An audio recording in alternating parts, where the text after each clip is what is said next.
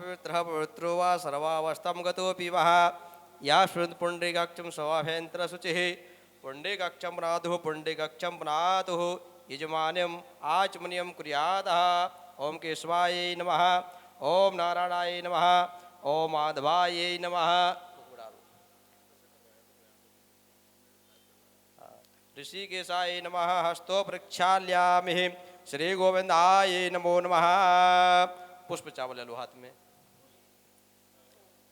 भगवत्पान पुरुषोत्तमाय नमः। श्री रामचंद्रताभ्यो नमः। नीलामयस्सह मलकोमलांगम सीता समारोपित वामिवागम पाणो महासाय गुजारुजापम नमामि रामं रघुवंशनाथं। श्री रामचंद्रताभ्यो नमः। ध्यानार्थे अक्षत पुष्पं समर्पयामि। सर्वोपचारार्थे गंधात् अक्षत पुष्पं समर्पयामि। पुष्पमालान्ते समर्पयामि। माल्यादीनि सुगन्धीनि माल्यत्न प्रभो मया तानि पुष्पाणि पूजापूर्वकं पौषमालान्ते समर्पयामि। सर्वोपचारार्थे गंधात् अक्षत पुष्पं समर्पयामि। भगवत्पाद पुरुषोत्तमाय नमः। श्री रामचंद्रिताभ्यो नमः। राधराभुर्कं नमस्करोमि। रामाहे रामभद्राहे रामचंद्राय विदुषे रघुनाथनाथाय सीतापतिये नमो नमः। राधराभुर्कं नमस्करोमि। आप इधर आ जाओ।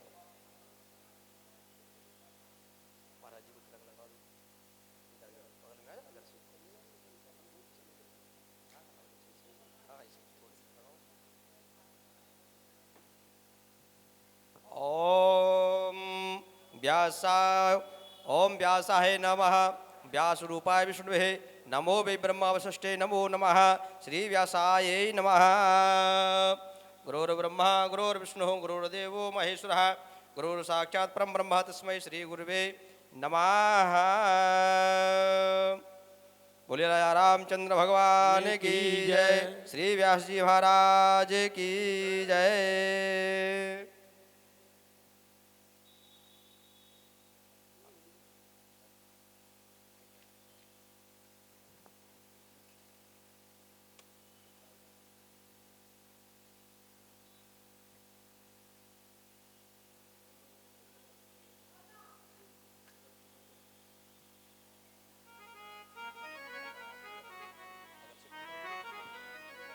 ओम चंद्रमा मनसो जात सख्यो सूर्यो जायतः श्रोत्रादायश्च प्राणश्च मुखादिर्जायतः ज्वालामलनहि रत्नेश्वराय नमः।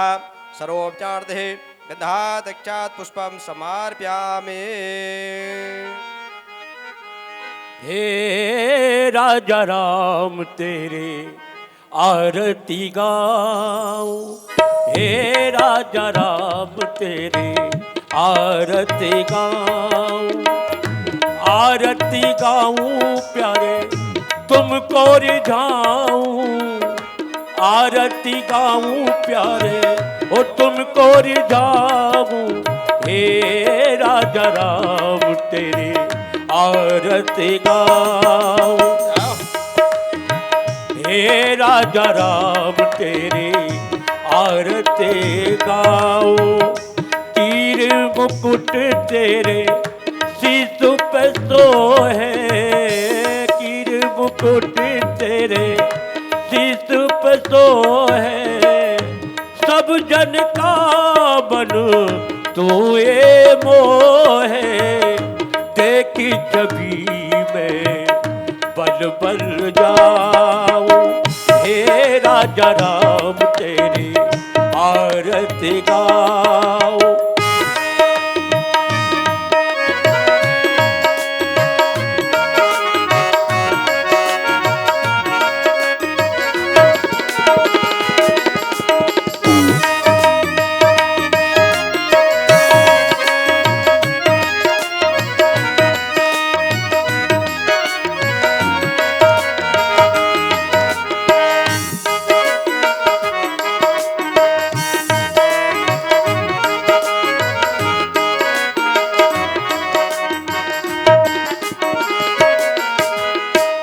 चरणों से निकली है वो गंगा जी प्यारी। चरणों से निकली है ओ गंगा जी प्यारी, जिसने सारी दुनिया तारी, जिसने सारी दुनिया तारी, उन चरणों में मैं शीश झुकाओ। हे राजा राम तेरी आरती गाओ, हे रघुबर तेरी आरती गाओ।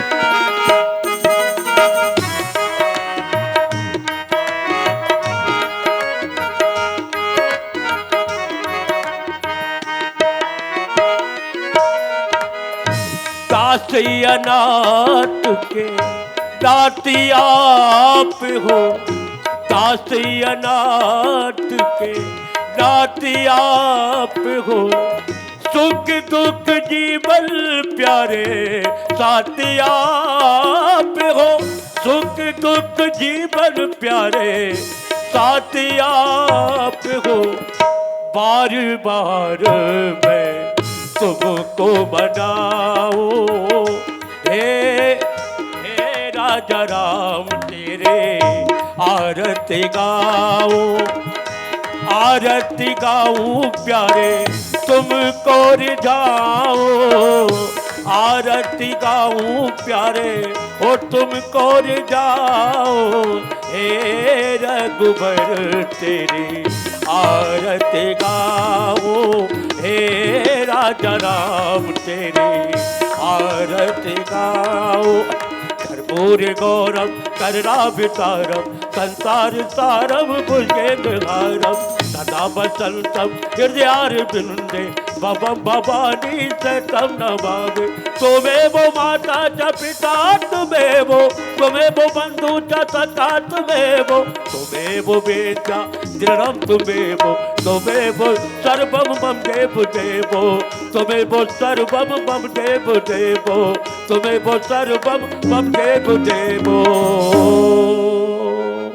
ओम जलेला शीतलय गणनय बंधुम द्योः शांतिरंतरिक्षगम शांति पृथिवी शांतिरापः शांतिरोगदयः शांतिः वनस्पतः शांतिर्विश्वे देवाः शांति ब्रह्म शांति सर्वगम शांति सामा शांतिरेयदिः। हस्ते अक्षत पुष्पाणि गृहीत्वा मात्र पुष्पांजलिः। ओम यज्ञेन जगमय जंत देवास्तानि धर्माणि प्रथमाना सन्नातेनाकं महिमानः सचान्द्रजत पूर्वे साद्याः सन्ति देवाः। हरि ओम एकदन्ताय विद्महे वक्रतुण्डाय धीमहि तन्नो दन्तिः प्रचोदयात्। हरि ओम महालक्ष्मी च विद्महे विष्णुः पत्नी च धीमहि तन्नो लक्ष्मीः प्रचोदयात्। हरि ओम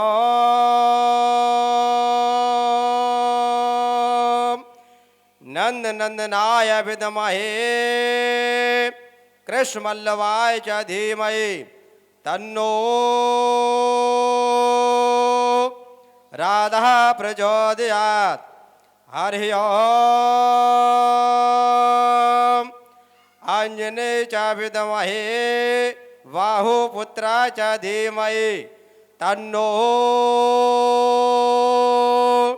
हनुमः प्रचोदयात्।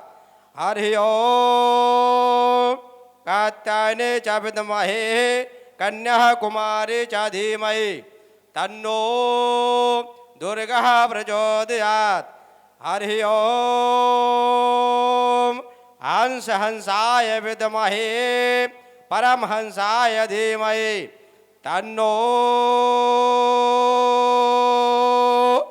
शुक्रः प्रचोदयात् सेवंत काव्यकुल चंपक बाड़लाजय पुन्नांग जाति कर वीर साल्वे पुष्पै बेलवाप्य बाल तुलसी दल मांजरे वे त्वां पूजयामि जगदीश्वर में प्रसीद नाना सुगंध पुष्पाणि यथा कलोपमानि च पुष्पांजलि मया दोत्वग्रहाराध परमेश्वरः मंत्र पुष्पांजलि समर्पयामि श्री रामचंद्रिताभ्यो नमः श्री हनुमते नमः मंत्र पुष्पांजलि समर्पयामि बोले वृंदावन बिहारी लाल की जय अयोध्या नाथ की जय।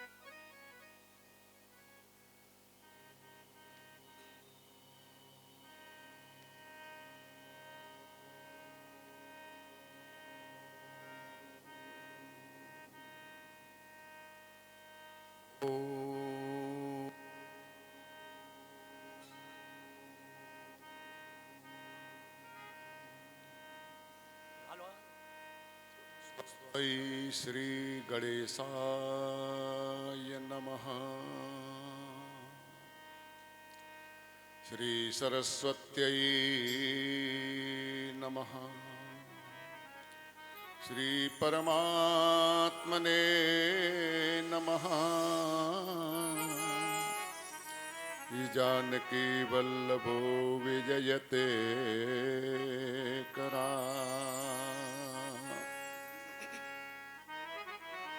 गुरुर्ब्रह्मा गुरुर्विष्णु गुरुर्देवो महेश्वरः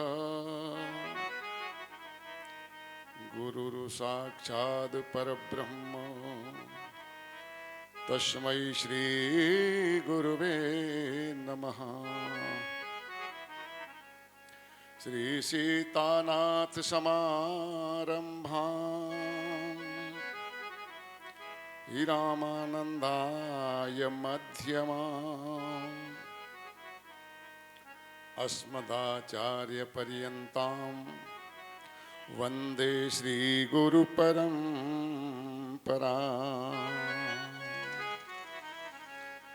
उद्भवे स्थिति संहार कारिणीं कलेशहारिणीं सर्वश्रेष्ठकरीं सीतां नतो हम राम वल्लभा। वंदे विदेहतनया पदपुंडरीकं कैशोरसौरभ समाहृत योगचित्तम् हन्तुं त्रितापमनिशं मुनिहंससेव्यम् सन्मानसाले परिपीत परापुञ्जम्। माता रामो मत्पिता रामचन्द्रः स्वामी रामो मत्सखा रामचन्द्रः सर्वस्वं मे रामचन्द्रो दयालु नान्यं जाने नैव जाने न जाने। रामाय रामभद्राय रामचन्द्राय वेदसे रघुनाथाय नाथाय सीताय पतये नमः। नीलाम्बुजश्यामलकोमलाङ्गं सीता समारोपित वामभागम् पाणौ महासायकचारुचापं नमामि रामं रघुवंशनाथं। गिरा अरथ जल बीच सम कहियत भिन्न भिन्न, बंदौ सीता राम पद जिनहि परम प्रिय खिन्न।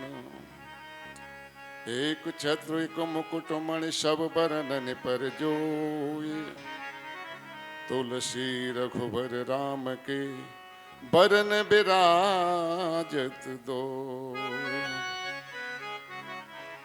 सच्चिदानंद रूपाय विश्वोत्पत्त्यादि हेतवे, तापत्रय विनाशाय श्री कृष्णाय वयं नमः। मेरी भवबाधा हरो, राधा नागर सोए। जातन की झाए परत, श्याम हरित दूती हो। बंदौ सिय सिय प्राण प्रिय सुषमा शील निधान, भरत शत्रुघ्न जन सुखद रामानुज हनुमान। अतुलित बलधामम हेमशैलाभदेहम्, अतुलित बलधामम हेमशैलाभदेहम्, तनुजवन कृशानम ज्ञानिनामग्रगण्यम्। अतुलित बलधाममो हेमशैलाभदेहम्, तनुज बन कृतानमो ज्ञानी नाम गण्यमो। सकल गुण निदानम् मानराणामधेशम्, रघुपति प्रिय भक्तम् वात जातं नमामि।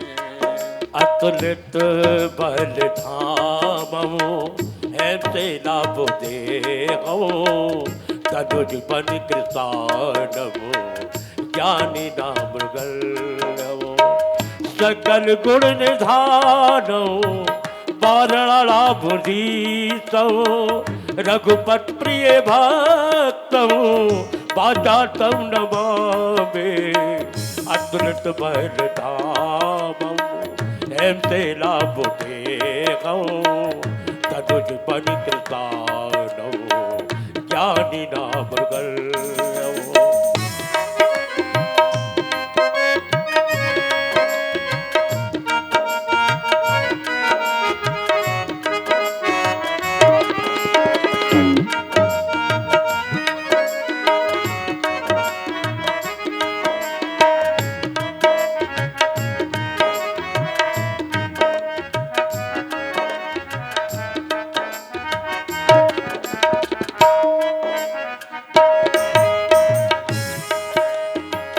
अतुलित बलधामम्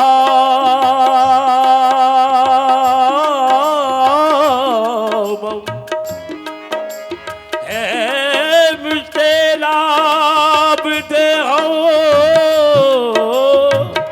तनुज बन कृतानमो ज्ञानी नामाग्रगण्यम्।